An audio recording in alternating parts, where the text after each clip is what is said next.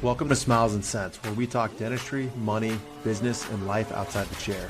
I'm Ian with Dental Wealth Partners, and as a reminder, this podcast is for entertainment purposes only and not to be taken as investment advice. With that, let's get started.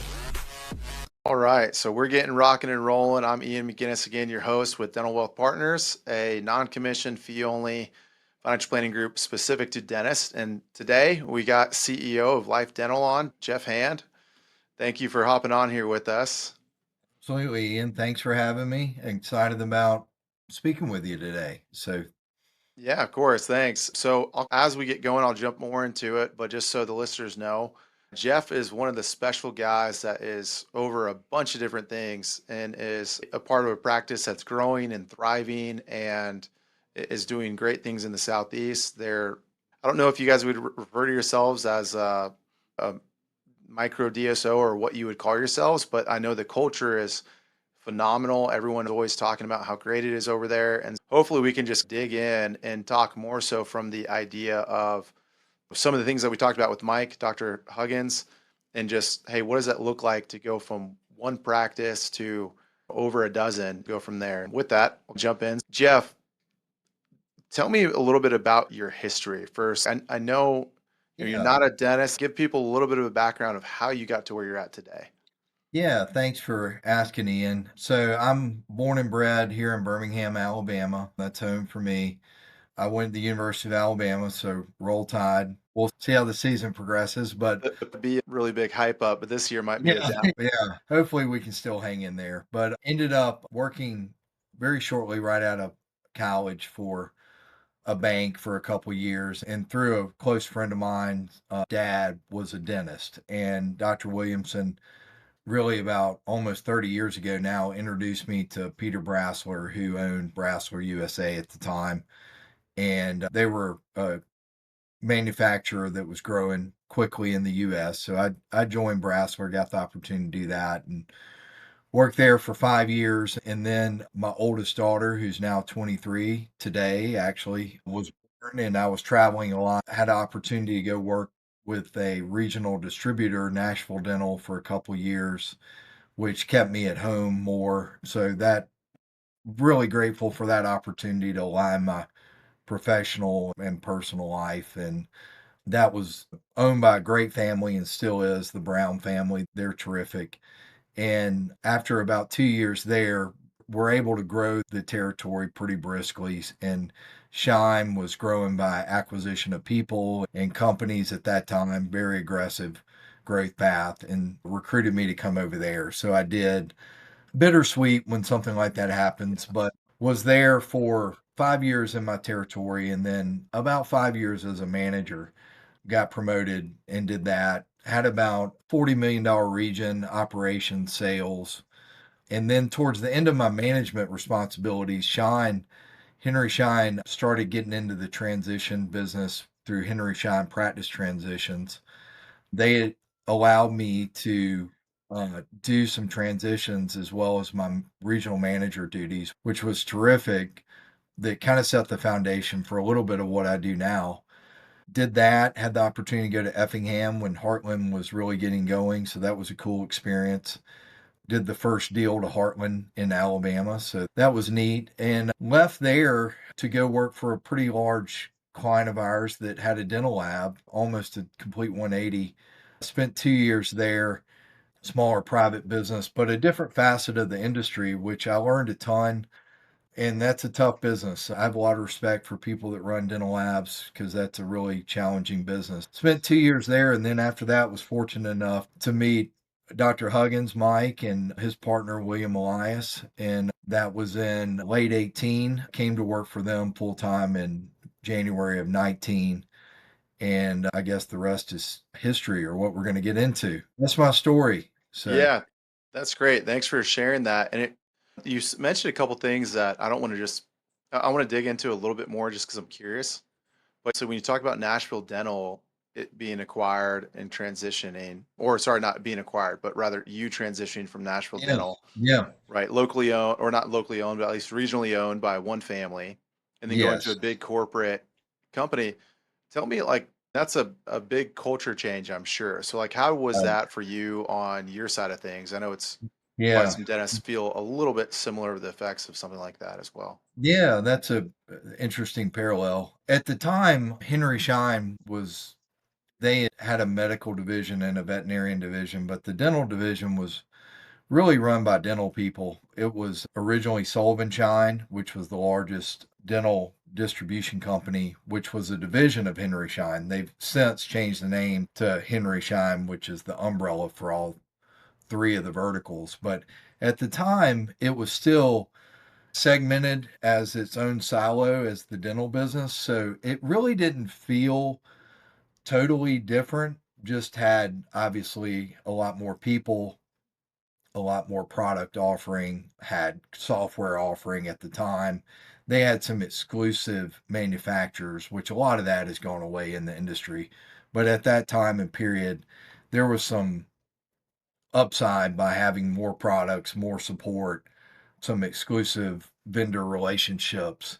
Most of that is all obviously as they've grown has gone away. So it wasn't terribly different, but there certainly were some differences.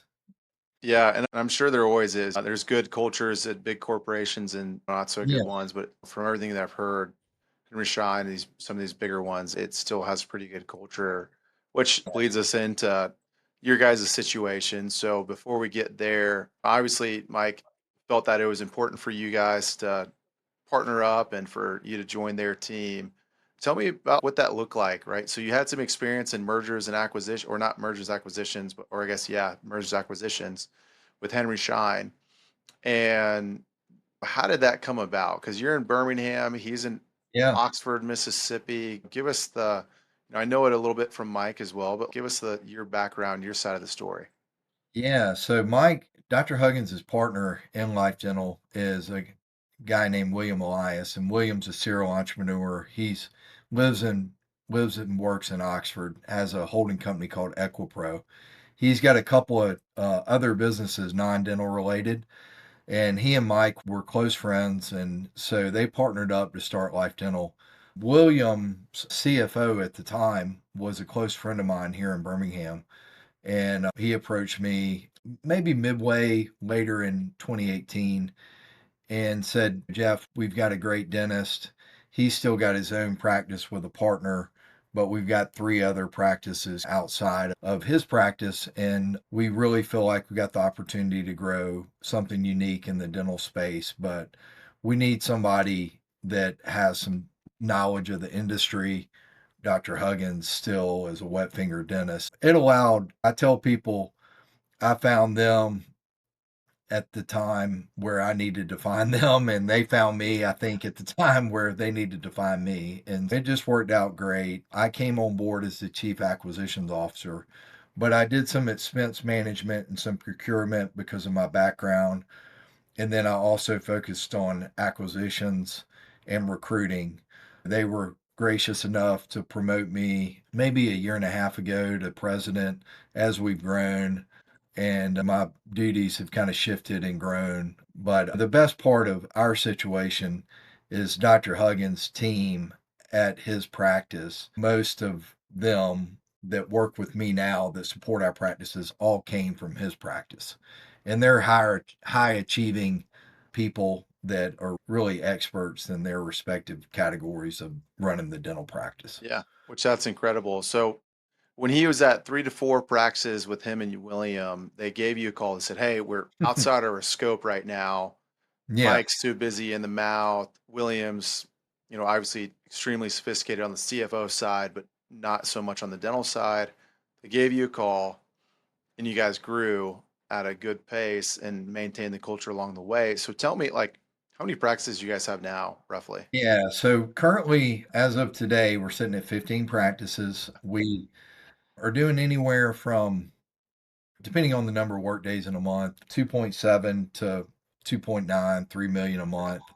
We just added on to Tupelo 3 operatories. So we've got a Okay. new young dentist there that works with our existing dentist. We're in the process of adding 3 operatories onto Montgomery. And then we're in the very, very beginning stages of possibly adding on to our Byram practice. And then we're completing a merger the end of September into our Vestavia practice here in Birmingham. And Yeah. then we're purchasing 2 practices up in the Nashville market, which is a new state and new market for us the end of September. So we got a lot going on. It's exciting. I'd say so. You guys are operating in Alabama, Mississippi, and soon to be Tennessee. That's You have correct. 15, soon to be 18 different practices. You're doing roughly 3 million a month in collections, and that puts you guys at 2 to 3 million per practice, or sorry, 2 million per practice almost, right? Yeah, and some Um, pretty healthy practices, that's for sure. yeah, that's incredible. One $2 million practice is a great practice, let alone 15 to 18 of them. So tell me, like, a couple things. You joined in 2019. That's massive growth, man. I mean That that's pretty significant. That's a steady growth. And so I have a couple questions around that. Like the first yeah, question is, how do you how do you or your Life Dental in general connect with the right dentist to come in to whether through acquisition or recruiting? Because that seems to be a yeah. common theme that a lot of dentists always struggle with. Yeah, I think a couple of things. One, and to support these practices, we had a massive head start because Mhm. Dr. Huggins had a really talented team in Oxford. Lori and Liz and Shasta and several others that work with and for me now that support the practices all came from his practice. So that automatically gave us a significant head start on the management of the practice. And they're highly sophisticated, Yeah. very well trained team members. And then we got really blessed along the way when we bought practices.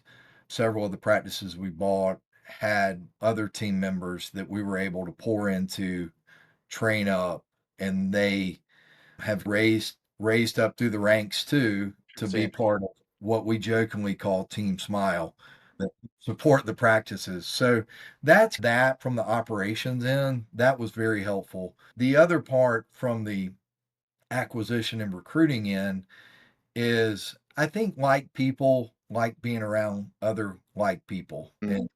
and not to get Alabama on you, but Coach Saban always says high achievers don't like low performers, and low performers don't like high Yeah. achievers. Love that Um, speech. and so we've got a lot of high achievers, and so we've been able to recruit a lot of high achieving dentists that many and they're also just really great people and really care about what they're doing. They care about patients. They care about the people around them, and that's just really, really been a blessing. Yeah. And yeah, and so we've added on to that. We've hired a full-time recruiter to recruit office managers, hygienists, dental assistants, and then Georgia, who you've met that helps me at the dental schools. She does a great job connecting with the dental students and some of the residents. So Yeah. Reference that speech. Love watching football. Nick Saban's one of the greatest that's ever done it. And no matter, even if you don't like watching football, he is a phenomenal culture guy. And the for those that you that aren't familiar with it as a diehard Alabama fan like Jeff, but basically the speech goes that Saban is calling his players to recognize that, hey, if you're going to be a high achiever, here's where we need you to be. And those that aren't going to be there are going to be off the team essentially because the high achievers are not going to the low achievers, and the low achievers aren't going to the high achievers. And you really do need everyone carrying their own weight because otherwise, if you're the high achiever and you're dragging me along, you're going to resent me. And yeah, then when you're barking back at me saying, "Hey, Ian, you got to pick it up," I'm going to resent you. And it really is true. You got to find the right people to be the DNA of everything you guys are doing. Systems and processes are great, but you also need the right people on the bus. So that's really interesting. How long did it take you guys for those core players to be elevated? Was that a hey, Jeff's now on the team and we need people to help support Jeff and what he's doing. And these people were already decided out, or was that something that happened organically? Tell me a little bit more about that. Yeah, yeah. Many of them it happened organically because they were already working with Dr. Huggins on the operation Mm, side. Some of them when we bought practices, like I said, they were great, great people that we could elevate. The others, we went out and recruited a couple. Mike's practice is a high performing practice with Dr. Lynch and Dr. Rayburn. And so they've got really great systems and great team members. So we've taken those same systems and tried to drive those systems in these other practices.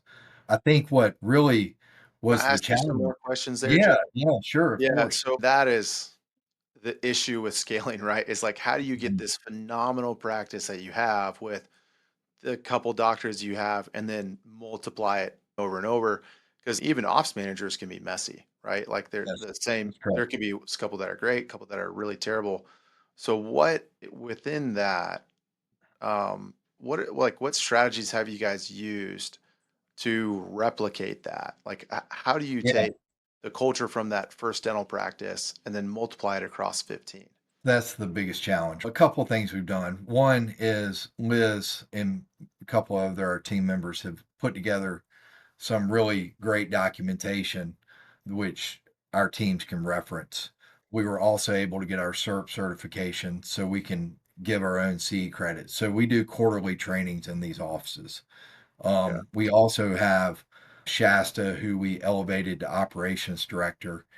And then we have three or four office managers that help with, they're still the office manager at their product, their practice, but they also are responsible for about three or four other practices, and So they manage up to Shasta now.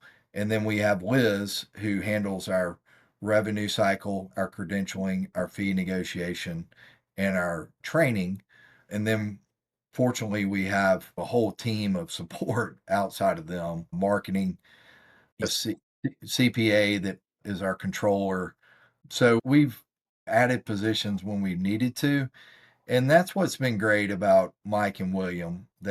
We've been able to afford people before we get in a desperate situation where we have to have somebody. We've been able to hire before the growth, Yeah. and that allowed all of us to have some margin in our own personal lives, but also spend plenty of time in the practices to grow them.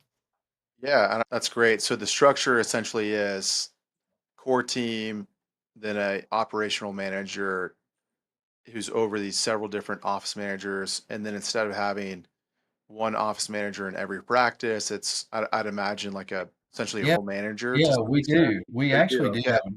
have an office manager in every practice, but we also have 4 office managers that manage their own practice, but help coach those other office managers. Got it. Okay. So So it's like what's this great about that, yeah, what's great mentorship. about that is those office managers are experiencing the same job as the people that they're helping Mhm. coach. So Yeah, that's great. I would say our biggest challenge early on, and I think we've overcome that, is you've had our financial folks and you had our clinical folks, and trying to get those two teams to understand each other and sure. respect each other's opinions because they're seeing the world through different lenses. Every office wants, which we've invested a lot in capital and technology and equipment, but our CFO and controller, we can't always do all of that in the same month. And budgeting that stuff out is a little bit different thought process than you have to think through when you're just in a single dental practice. Yeah. So getting those two teams to work together was something I was extremely focused on when they promoted me to president. And obviously we've done a good job of that, and that's a credit to the team that we have. They really get along, and we have our disagreements on occasion, but Yeah, like any good family, right? that's Yeah, right. But yeah. there's a lot of mutual respect for what the clinical team does and the financial team. Yeah, and the interesting thing, and I don't wanna digress too much on this, but from what I've seen from cultures and organizations that really thrive, it seems like there are disagreements at some point, because if there Oh, of aren't, course. then you're not getting the best ideas in the room always. That's And right. to create a culture that allows disagreements is always really important. But tell me, like, obviously, I see this every day in working with clients who are clinically minded, sometimes only, and they're not really thinking about their personal finances or their business finances. Tell me, it sounds like you were playing mediator to some extent. Tell me how you merge those two together. The dentist who wants the certain type of lab to be absolutely perfect, but it may not be reasonable, or some type of piece of equipment. Like, tell me about like the practical steps to how to create a profitable business that can afford to have all these core team members that aren't inside the walls of each dental practice. You have to create margin in that. So tell me, Yeah. like, how do you navigate those conversations? What are you guys doing Yeah. versus not doing? I think first off, you've got to, what I've seen is you've got to have the right office manager. You got to have the right dentist. If Yeah. you have those two pieces, you can build a great team around them. Bring in the right hygienist and the right dental assistants. So I think building the core team first, and then also we set a budget every really October, November. We present that budget to our dentist and our office managers, and we include them in that. We ask them what capital needs do they need, what equipment needs, what basically improvements to the facility they may need, what human capital are you going to need in the next year. So we go through that budget pretty extensively in November and December, and then present that to our office managers and dentists in December. And we want their feedback. They participate in the budgeting process. And is once we bless the budget, then in January we have our summit. And our summit is revolved around A, having some fun, but B, also setting a strategy for what you're going to go out and do in the coming year wrapped around that budget. And they share that budget with the team. Oh, And really? All the way down to the rookie front desk person. yeah, so Okay. they're aware of what targets we're trying to hit. And so throughout the year, we've budgeted, we're going to spend this much on the building, we're going to spend this much on dental equipment. If we're not hitting our revenue targets, I talk to the dentist and say, hey, listen, we're a little bit behind, but we're going to go ahead and make the investment in this piece of equipment because this is a revenue producing piece of equipment. And hopefully that will help us get to where we need to be. But it's a fluid discussion throughout the year. It's not a dictatorship. And we try to collaborate as much as time allows. And we share our numbers with our team members, our dentists, and our office managers. So there's not really any secrets in this. So I think Yeah. I think what's made it successful. I would imagine that creates a lot of a partnership mentality, right? Because Yeah. it's like, Yeah. hey, we're in this together. Here's what we're looking at. And we want your Right. input on the front end. Because, there are plenty of times I'm talking with the dentist and they're running multiple locations, or a group that's running multiple locations. And there's a lot of friction between them. That their main office does great, their flagship office is great, and there might be a couple that are more closer just from a geographic location. Right. But the further out you get, the harder it gets from a culture perspective, and they'll yell back, "Hey, corporate doesn't hear us," or "Corporate is just Yeah. always withholding funds," or whatever that may be. So that's really you got. We yeah, and we hate the word corporate. We do not like Sure. that. That's why we jokingly call ourselves Team Smile. I do know every office manager and every dentist in all of our Team Smile group feels I know they feel like they can call or text me anytime, day or night. And that's the challenge. The further you get away, you want to hold tight to that culture. That's why I feel like our summit's important. We do a Dr. CE every fall. 2 weeks ago, we brought all of our revenue cycle managers into Oxford and from the state of Mississippi and did a day training. They went bowling, had a good time, and then did a training. Yeah. Next week, we're doing the Alabama revenue cycle managers. We got a couple of more experienced dentists that are the big brother or big sister of other dentists that they're assigned to that they help mentor. If Yes.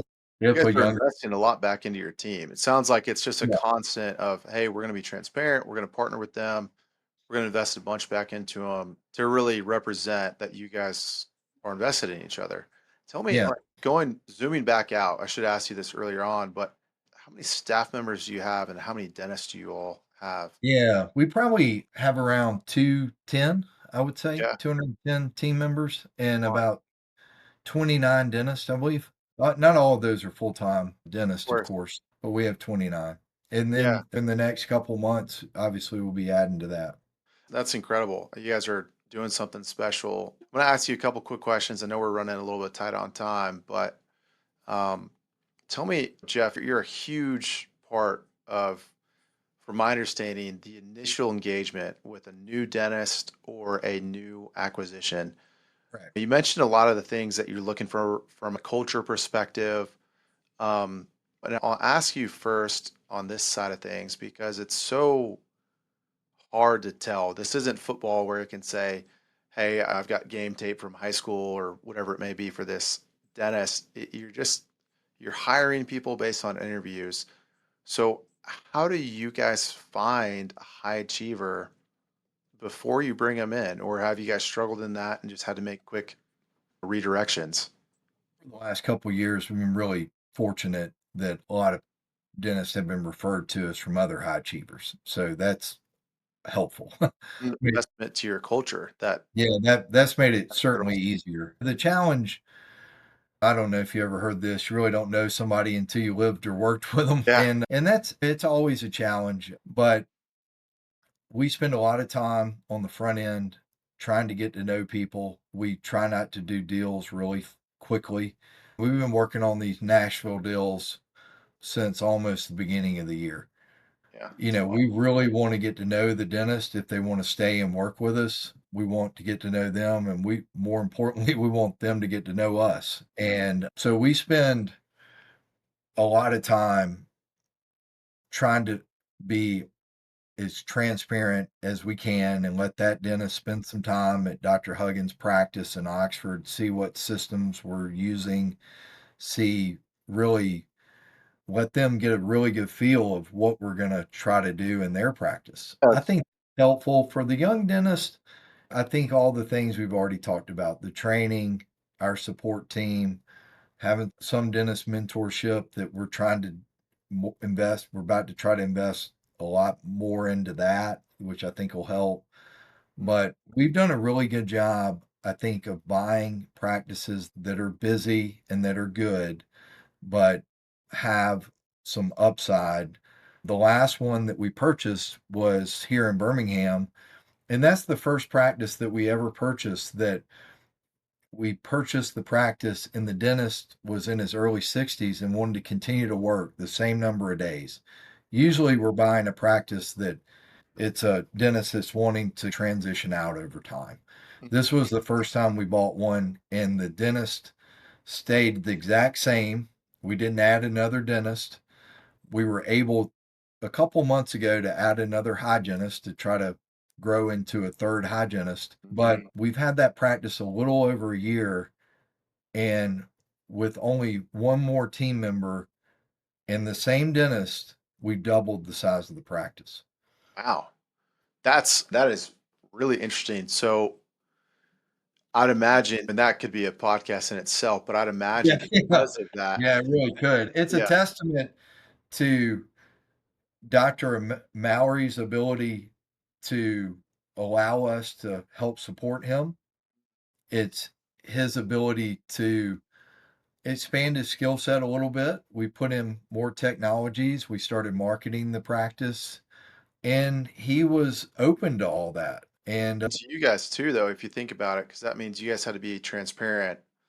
And yeah, instead of saying, "Hey, we're gonna buy your practice, hold on to it until you retire," you guys had to mm, say, "Hey, look, we're gonna try and grow and find the reps willing to grow," right? and And then he's been along for the journey. And it's yeah, yeah, I always joke with him. He's the best Auburn guy I've ever met. yeah, Yeah. we'll have to we'll have to maybe get his side of the story. That'd be an interesting Yeah. conversation, I'm sure, to hear how that transition played out. But so going into that next phase for you and for life and what that looks like, Mhm. what are some of the key opportunities that you guys see, like just in dentistry and then Yeah. also for life? Yeah, yeah. We see a lot of opportunities. I feel like we've grown fast, but we've also Mm, grown strategic. We've really done it around people that we feel like we resonated with and had a really good practice that we could try to make great. And we feel like we're still attracting people like that. We're getting referrals to look at different practices, especially hopefully people have had good experiences with us and tell their colleagues. So we've got plenty of opportunities, which is a blessing, especially 3 or 4 years ago when nobody's ever heard of you.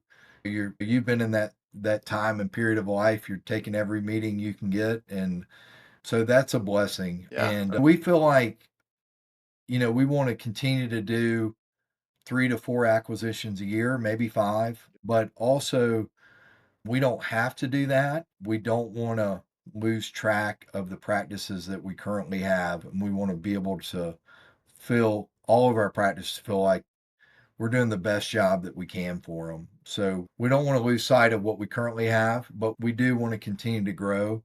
And then also organically want to continue to grow. We want to Mm. maximize the practice opportunities that we have and continue to grow them. And then offer, we don't have quotas or mandate that dentists do certain procedures, but we want to invest in some training for dentists that want to expand their skill set, and that would obviously help us grow organically and help them grow their skills organically and their income.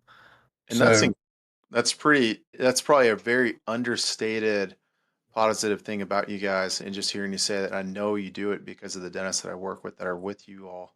It's really interesting. A lot of groups are always talking about how many locations they're adding, but they forget about growing their current yeah, yeah, practice. we're not in a race to add a certain number of locations, and we're not. That's not us. If we have a year like we haven't bought a practice this year, Mm, September, we haven't bought a practice this year, but we brought on 4 dentists in July right out of dental school. We had one dentist retire, and then we added on to Tupelo, and we've added on to Montgomery, and now we're gonna do these couple of practices towards the end of the year.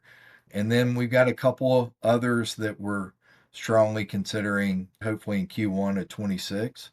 yeah. Um, So for those that are listening, yeah, it sounds like for me, what I'm hearing from you is culture is first and foremost everything. It sounds correct. like, hey, this guy or this girl is our person. We're gonna talk with them, date them in a sense, long interview, see if they're a good fit for us and we're a good fit for them.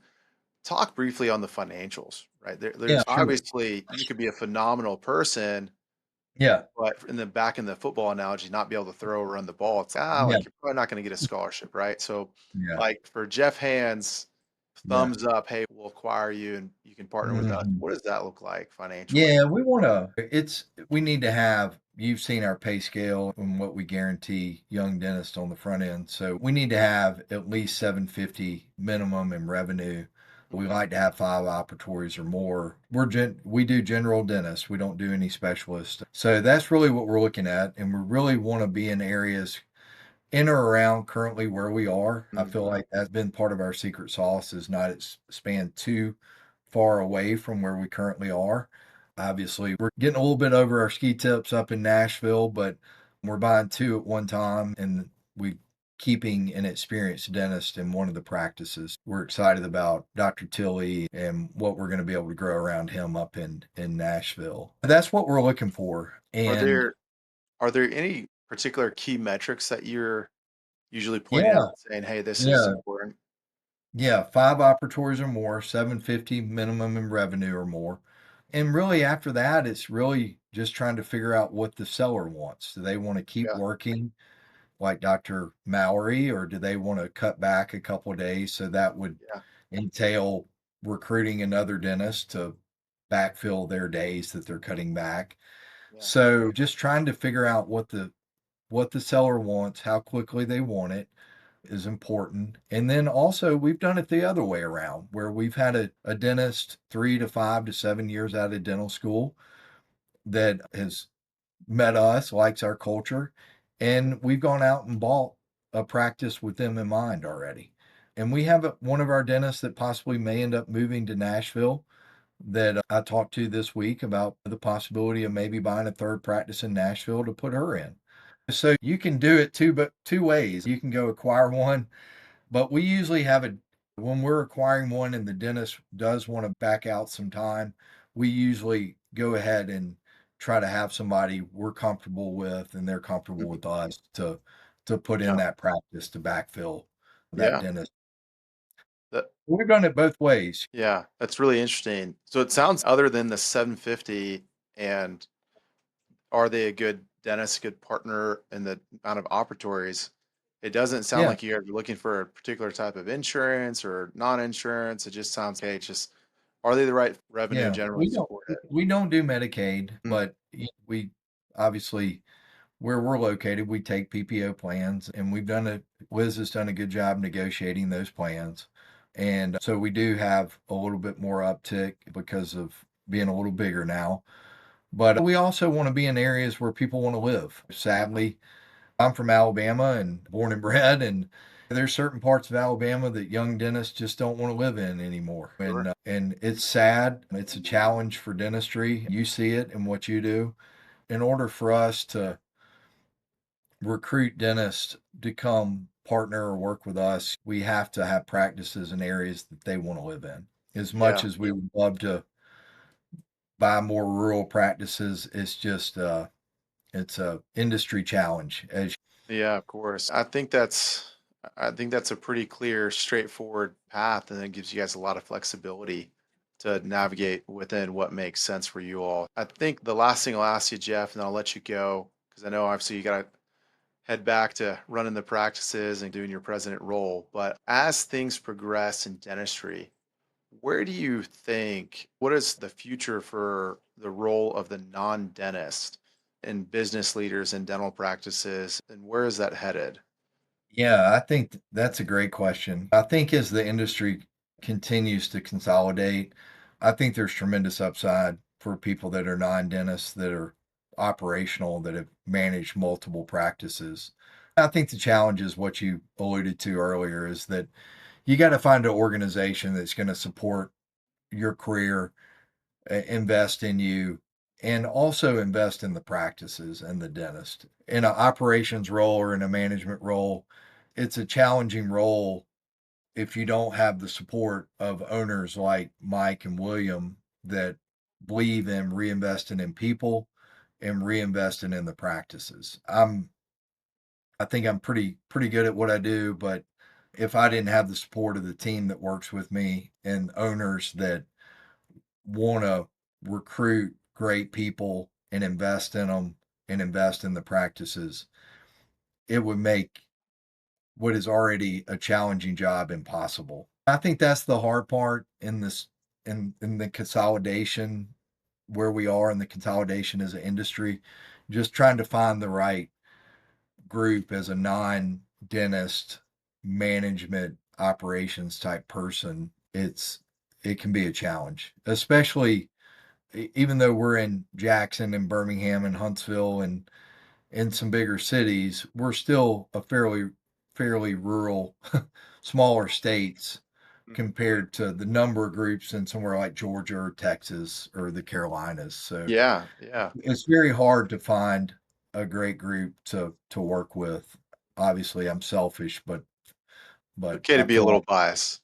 yeah, Yeah, but that's what I've seen sitting on the first row of the bleachers, yeah. looking at different dental groups. So that's why I feel so blessed and fortunate to be here with Mike and William and be surrounded by the people and team that I get to work around. It's the highlight of my career. So That's um, great. That's great to hear, and I think that's a testament to you guys' culture and everything that Mike started and has continued on with William and absolutely, you and Mike sets the tone on the clinical end. You've met him. He's a high performing super hard worker. He sets the tone by his example of his work ethic, and he's been able to expand his skill set over years and does a lot of different types of dentistry. but most of all, he's just a consistent, honest leader. And that can be said of William and Mike. You always know where you stand. And grateful that our paths crossed 6 or 7 years ago now. Yeah, that's incredible. Yeah, Jeff, as always, pleasure talking with you. Appreciate you Yeah, coming thank on you, the Ian. show. Yeah, Um, thank you so much. Thank you for supporting our dentist. You've been a great asset, I know, to them and their financial education, and which I know will translate into them feeling secure financially. Thank you. I appreciate you having me on and hope to see you soon. So thank yeah, you. of course. We'll definitely be in touch. Love always bumping into you and asking you a lot of these hard questions and fun questions. But Jeff, thanks for the time, and we'll see the listeners on the next show. Okay, sounds good, Ian. Thank you. Bye bye. Thanks. Thanks for listening to Smiles and Cents. For more information, resources, and to schedule, visit dentistfinancialplanning.com. This podcast is intended for informational and entertainment purposes only and should not be considered investment, tax, legal, or accounting advice. Any opinions expressed are subject to change and may not reflect the views of affiliated firms. Investing involves risk, including the possible loss of principal, and past performance does not guarantee future results. Please consult your financial, tax, and legal professionals regarding your individual situation.